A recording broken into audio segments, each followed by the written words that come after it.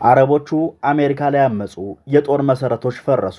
ለዘመናት በነዳጅ ማዕበልና በፖለቲካ ትኩሳት ስትናወጥ የኖረችው የታሪክ ፈታኝ መድረክ የሆነችው የመካከለኛው ምስራቅ ዛሬ በፋርስ ንግስት ኢራን መሪነት አዲስና አስደናቂ የታሪክ ምዕራፍ እያጸናች ትገኛለች። ለ10 ዓመታት የቀጠናው የማይነቀነቅ ምሰሶ፣ የሀገሪቱ የህልውና ዕጣ ፈንታ ብቸኛ ውሳኔ ሰጪ ተደርጋ በታላቅ ግርማ ትታይ የነበረችው አሜሪካ ዛሬ ያ የገዘፈ ልዕልናዋ ተገፎ የክብር ካባዋ ተቀዶ ወድቃለች። ለብዙ ዓመታት በአረብ ዓለም ደረት ላይ እንደ ከባድ ሸክም ተጭነውና እንደ ብረት አጥር ጠንክረው የኖሩት የአሜሪካ የጦር ሰፈሮች ዛሬ በአረብ ሀገራት አስገዳጅ ትዕዛዝና የቁጣ ማዕበል ታሽገው በአስቸኳይ እንዲነሱ እየተደረገ ሲሆን የአሜሪካ የቀጠናው የመኮሰስና የመኮማተር ታሪክም ከዚህ የብረት በሮች መዘጋት ጋር አብሮ በአደባባይ ይፋ ሆኗል። ያ ከፍተኛ ቴክኖሎጂ የናወዘ ዘመናዊ ጦር መሳሪያዎችን የታጠቀና መላው ዓለምን ያስፈራ የነበረው የዋሽንግተን ጡንቻ ዛሬ በበረሃው ጽኑ ማዕበል ፊት እንደ ሰም ቀልጧል።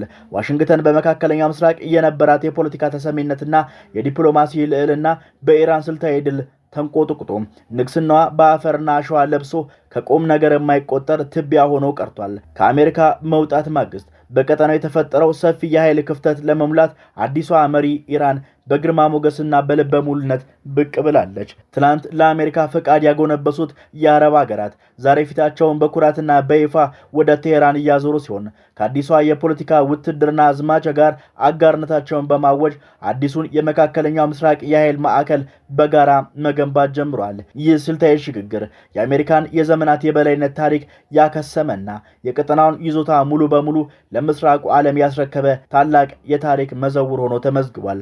አሜሪካና እስራኤል በቀጠናው ላይ በኢራን ስልታዊ የበላይነት ተሸንፈው መውጣታቸውን ተከትሎ ቀደም ሲል ለምዕራባውያን ኃይሎች የጦር መሰረት በመስጠት አጋርነታቸውን አጽንተው የነበሩት አረቦች አሁን የህልውና ስጋት የደቀነባቸውን አዲስ እውነታ እየተጋፈጡ ይገኛሉ። ለብዙ ዓመታት ዋሽንግተንን እንደ ጋሻና መከታ ተማምነው የነበሩ ሀገራት አሜሪካ በድንገት ጥቅሟን አስቀድማ ከቴሄራን ጋር ሚስጥራዊ የጥቅም ስምምነት ማሰሯ ሲረዱ በውስጣቸው የተፈጠረው የመካድ ስሜት እጅግ የመረረና የከረረ ሆኗል። የኢራን ዘላለማዊ ባላንጣ ሆነው የዘለቁት ሳውዲ አረቢያና የተባበሩት አረብ ኤምሬቶች ቴሄራንን በቀጠናው ላይ አዲስ አለቃ ሆና መምጣቷን በፍጹም ጥላቻና ቅሬታ እየተመለከቱት ቢሆንም ይህንን ክስተት ግን አሜሪካ በመካከለኛው ምስራቅ ላይ የነበራትን ታሪካዊ የበላይነት ለአንዴና ለመጨረሻ ጊዜ ማክተሙን ያበሰረ ጽኑ እውነታ ሆኗል።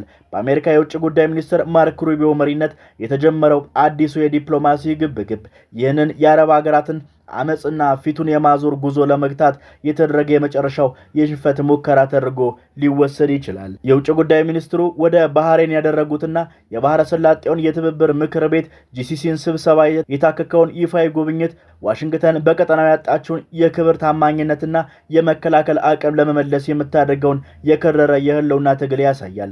ሩቢዮ የባህረ ሰላጤውን አጋሮቻቸውን ጥቅም ለማስጠበቅ ቃል በመግባት የዲፕሎማሲውን በር ቢያንኳኩም የግፊት ግን ቀጠናውን ከደረሰበት አዲስ ግትር እውነታ አንጻር ከስኬት ፍሬ ሊያፈራ እንደማይችል እየተገለጸ ይገኛል።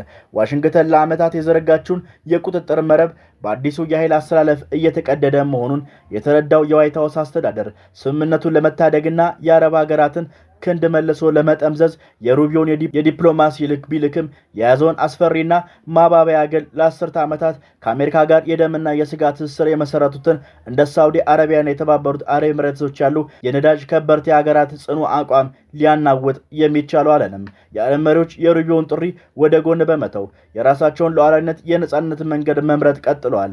ይህ እርምጃ አሜሪካ ከኢራንና ከቀጠናው አጋሮቿ ጋር በገባችው ፍልሚያ ያሳየችውን መዳከምና የስትራቴጂ ሽንፈት የወለደው የቀን መለወጥ እውነታ ማሳያ ሆኖ ተቀምጧል።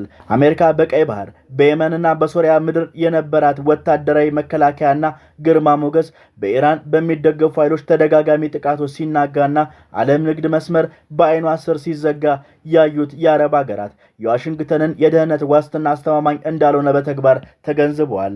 ቴሄራን በበኩሏ ዓለም አቀፍ የአቶሚክ ኢነርጂ ኃላፊ የኒኩሌር ጣቢያዎቿን እንደሚጎበኙ ቢገልጹም ፍተሻው የሚከናወነው ከአሜሪካ ጋር የመጨረሻ ስምምነት ላይ ሲደረስ እንደሆነ በማወጅ ጥርሳቸውን አሳይቷል። ከዚህ በላይ የኢራኑ አብዮታዊ ዘብ የሆርሙዝ ባህረ ሰላጤ አዲስ የጭነት መርከብ መስመር መዘርጋቱን ውድቅ በማድረግ መስመሩ የሚጠቀም ማንኛውም መርከብ ለአደጋ እንደሚጋለጥ የዛቻ በትሩን ሰንዝሯል። ማርክ ሩቢዮ ጉብኝታቸው ወቅት በቴህራን ላይ አዲስ ወታደራዊና ዲፕሎማሲያዊ ግንባር በመፍጠር የሞከሩ ቢሆንም የአረብ ሀገራቱ ግን የራሳቸውን ህልውና ለማስጠበቅ ወደ ቀድሞ ባላጋራቸው ቴህራን መመልከትን መርጠዋል።